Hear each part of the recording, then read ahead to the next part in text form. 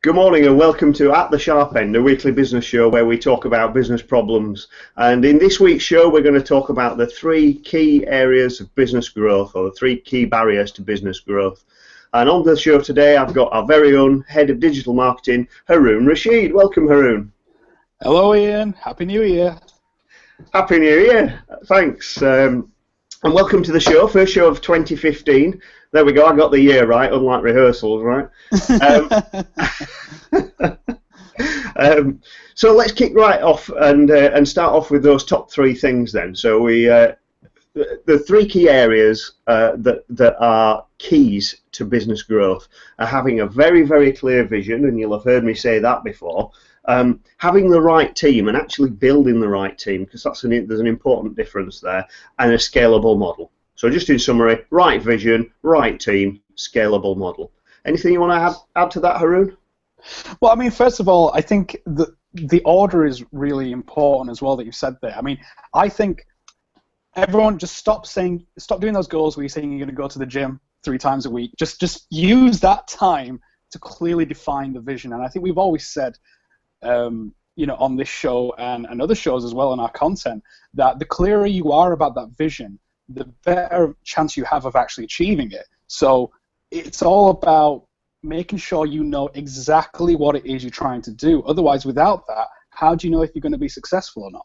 And it's really interesting, most of the coaches that talk about creating a clear vision, it doesn't matter whether it's a personal vision or a business vision. The point is to articulate it in a way that means that it's visible to you and to your staff. So that means generally writing it down, and we like to do things very visually, don't we? So we use some tools which we've talked about in other videos to show what the vision is over the next few years and communicate that to the team. Yeah, I mean, which tools do you use again, Ian? So there's we use the Orbit and we use the business model canvas. So the Orbit is part of the Growth Accelerator tools. Now, business support growth, I've forgotten the link. There'll be a link in the show notes. And the business model canvas, which is part of business model generation, and it's all around that lean startup methodology where you've got a really clear articulation of what you're trying to do. Crucially important, because if it's in your head and it's clear, then you can communicate it to others and it's clear.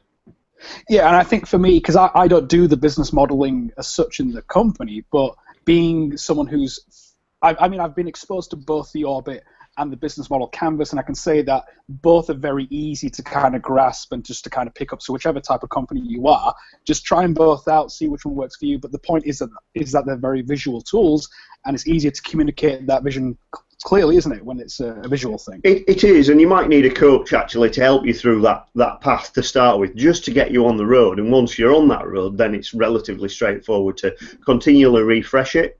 Always good to have a third-party perspective. And in fact, if you look at most of the extremely successful people, they all say not only do they read a lot of self-help books, but they've all had some sort of mentor or coach down the line. And that's one of the things that really helps accelerate. So don't be afraid to ask others. That will help you accelerate what you're doing, basically. I mean, one of the best books that I've ever read. I was going to say written. One of the best books I've ever read on this kind of topic, though, was Goals by Brian Tracy.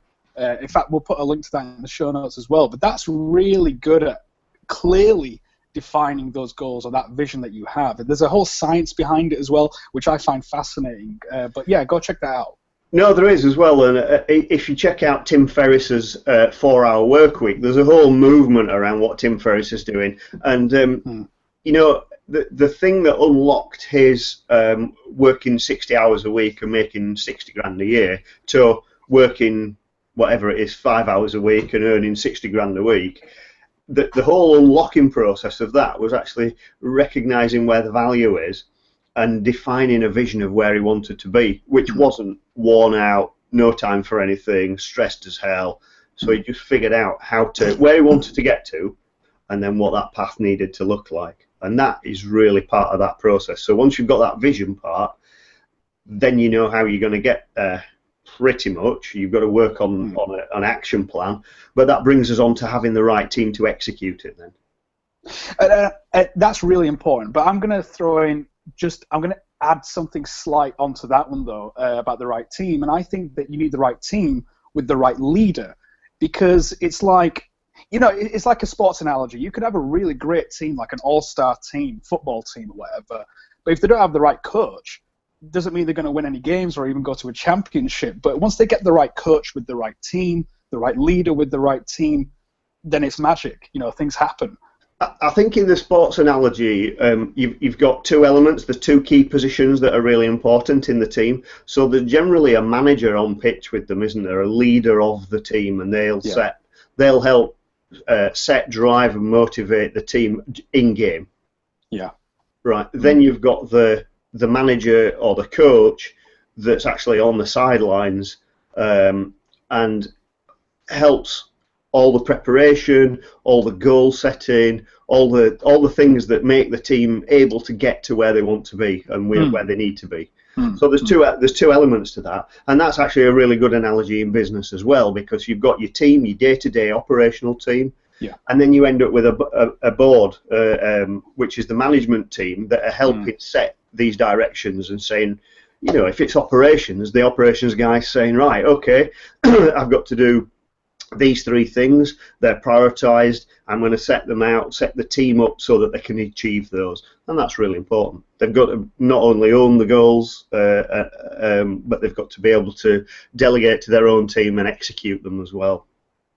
Yeah, I mean, and the thing is that a good leader knows how to get the best out of their team. I mean, I've noticed even with Kemia, you've assembled a team, but you're the right leader for us. I mean, there's very different characters within Kemia, but you approach us in different ways. You know how to get the best out of all of us, particularly me. You know how to get me rubbed up the wrong way. No, I'm kidding. you know how to get results out of me, a very extroverted sort of person, as opposed to someone who's a bit quieter, who's in the team. And that's a really good skill to have. So the right leadership, I think, is definite. I think you need those two, definitely. Yeah, I mean, there is a part of that says the right team includes the leader. The leader is part of the team. There's no I in team, as everyone says. Saw a great one on Facebook the other day, just as a slight aside, which was there's no I in genius.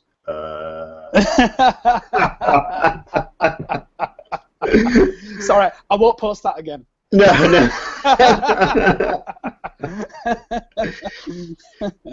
So before we press on, I'd just like to talk about Haroon's Hangout, which is a weekly show led by Haroon, who's on the show today, internationally featured marketeer who gives helps, hints and tips on digital marketing.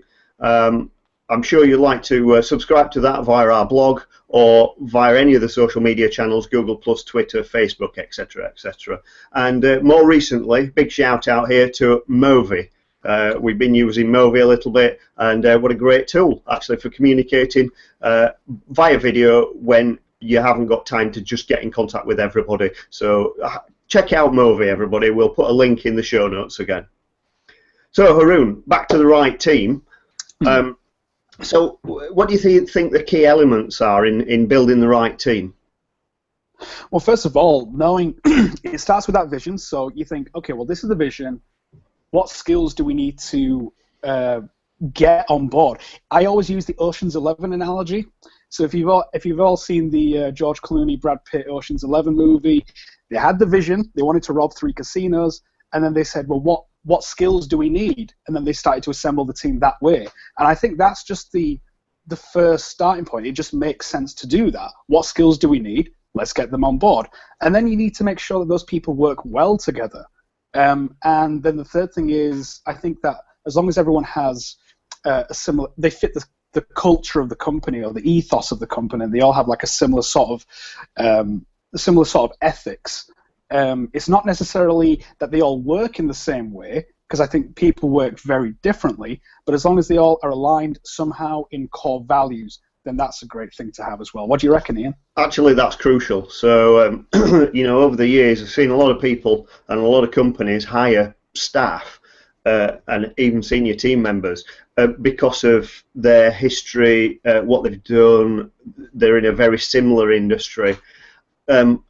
and they just look at those features, but actually what they're not looking at is that person the right fit for our team? Will that person go beyond where we expect and benefit the team as a whole and pull that team together and get it to perform, make it a high performing team? The recent thing that's being discussed is T skills, which is T-shaped skills, and that is a thin expertise, deep expertise, with a veneer of broad skills on top. Right.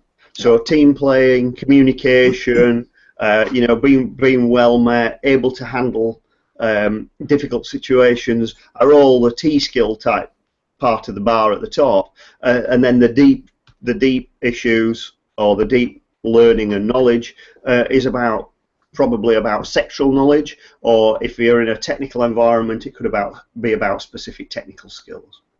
That's interesting as well, because Tim Ferriss does talk about having a broad set of skills and going deep where you need to. So again, the 4-hour work week, what you've recommended, is definitely worth a read then. No, absolutely. And so building that team, there's another element to building a team as well, and that is being proactive about it. Don't hire fast.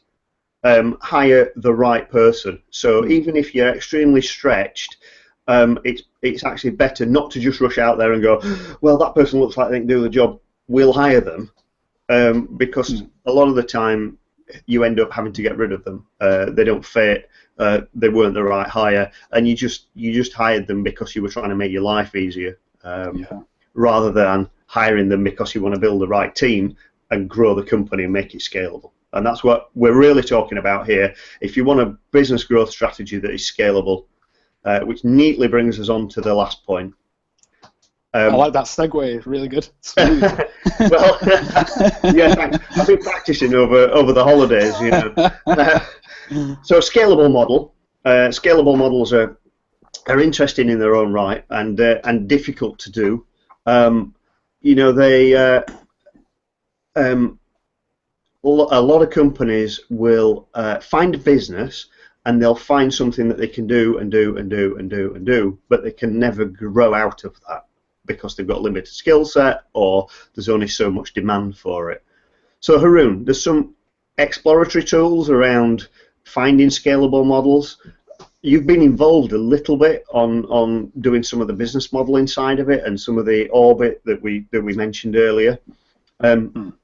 They're tools that not only help articulate the vision, but they help you deep dive into, does that model work? Is it scalable? How much resource do we need? Do we act like a publisher?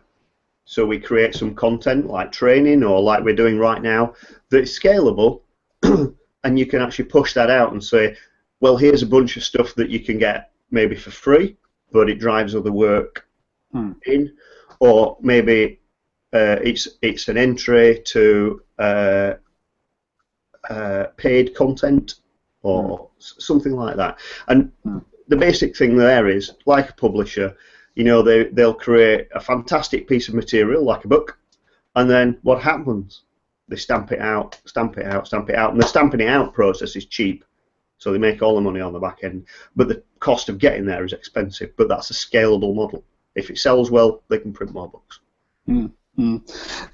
For us as well, I mean, it's interesting because we're kind of going. We've been implementing a couple of things to help us scale Kemia, and the two things I think that have really helped us is, particularly from the marketing side, because for those of you who don't know, we get about 6 to 8 pieces of content out a week.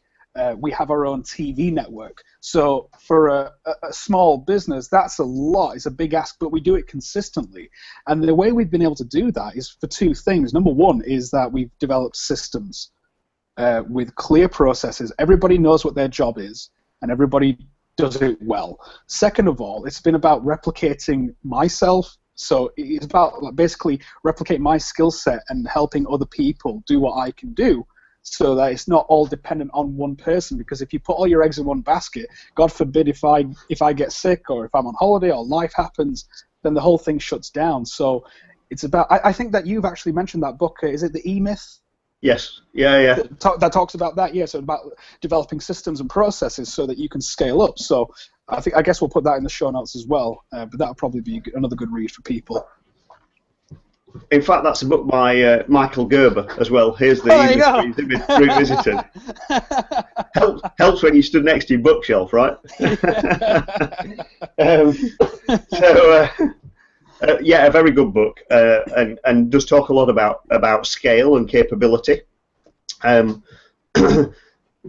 Again, trying to figure out whether your business scales or not, because you made some great points there, Haroon. It can be quite difficult, and if you're the owner of the business, it's quite a difficult thing that someone points out that your business might not be as scalable as you first thought. But as coaches and consultants in all the different departments, we're here to be able to help people break down those barriers, bring a third-party perspective, and realise what actually can be done about it. So building a scalable model is absolutely the key. Whether that's content that you can push out, as we said, or whether it's products that you design, manufacture, or you buy in and resell. So in a typical type of retail model where they'll source products from the Far East or from a manufacturing facility, or they might even commission a design and actually take that through their own channel, because they'll have done some market research and figured out that actually there's a gap there and they can make more money out of that item, that consumer item. So it's all about identifying your market, identifying how you make your money, and then actually building a model that you can repeat that continues to build that. And there's lots of talk about that in both the E-Myth and in 4-Hour Work Week. And if you check out Tim Ferriss's podcasts and things, he's got some really interesting content. We'll put a link to that in the show notes as well. Yeah. So, Haroon, have we had any? I know it's been the holidays, so everybody's been, I think, living it up, relaxing. Yeah. Yeah. Not me, actually. I've been suffering with a cold all holiday. So I think. Have we had any requests on social media for questions that people would like answering? I haven't seen anything on my feeds. I had a random request from somebody, a Canadian politician, but that was something else. You know, how to get more votes, which hey. I don't even know if we're going to talk about that on this show. But oh. Yeah. So many things that you could come back with on that for a politician. Maybe we'll do him a bespoke reply, hey, rather than trying to do it on the show. Yeah, absolutely. Yeah. Okay. So one thing I am going to do is share next week's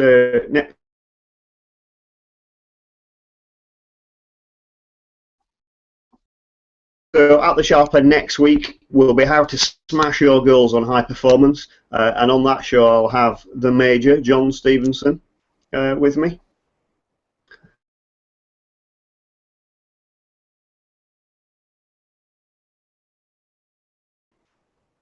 Any comments you'd like to wrap up with today about having the right vision, getting the right team, and building a scalable model?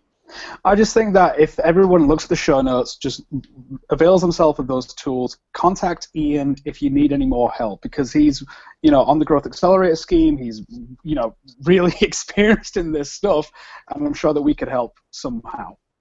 Absolutely, and the same's true of Haroon, of course, if you've got digital marketing needs.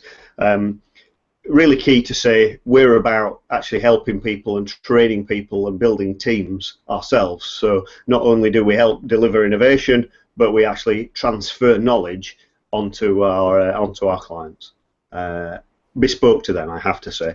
So thank you for listening. Hope you've enjoyed the show, and we'll see you again at the same time next week. Thanks a lot, Haroon, and bye. Thanks a lot, guys. See you later. Okay, bye.